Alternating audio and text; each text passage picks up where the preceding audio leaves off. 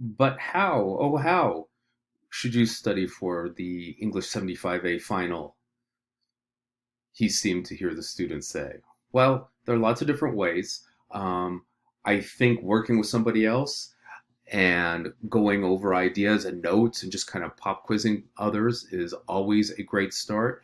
Um, I suggest you do that over Zoom or FaceTime. Let's really, really limit our interaction with other people. The Fontana Kaiser has a 30-hour wait for its urgent care.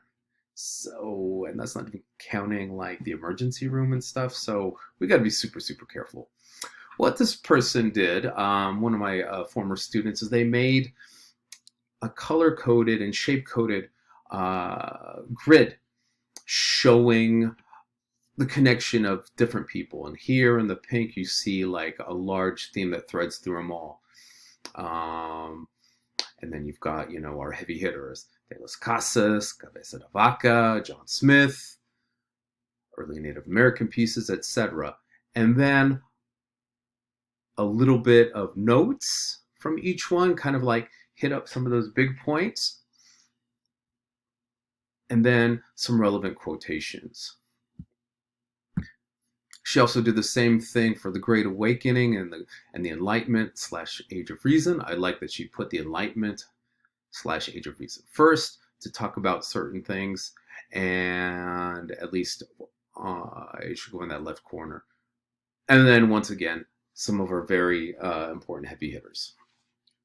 Anything that anybody that we read is fair game for the final, if I haven't said that before.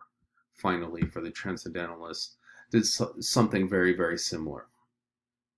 And again, this is a ton of information, and this could just help, structure your mind before you get into it. Um, Again, like I said before, lots of different ways to get to those points. So go after it. And again, I really strongly suggest you find somebody to talk to. I will be available. You can always ask me questions and Zoom with me. I'm going to be going nowhere next week. So feel free to come and talk to me, run ideas. If you want clarification about anything, want to make sure you're on the right track, please, please, please don't be a stranger. All of this would be super, super helpful. Add a comment? I'm not adding a comment. I don't want to do that. Okay, hold on. Last thing I'll go over in this video is the essay revision process. I've had some people talk to me about wanting to revise their essay, and I've said it before, I'll say it again. Due to the crazy circumstances we're in, I will allow you to revise both essays if you like. But I want there to be a certain process involved, and that's just so that we both share the same expectations of what to get out of it. Okay, first one, choose the essay you wish to revise, reread the essay. And then also make sure you reread my comments. My grammatical markings were a little on the slim side, but that's okay. If I thought there was, some profound grammatical issues, I'd let you know. For lit, I'm usually more concerned with the actual structure of your argument and your analysis. So the comments that you don't understand, I want you to mark them in some way. You can look at them straight off of Turnitin. And from there, make sure you've got something to ask for clarification from me about.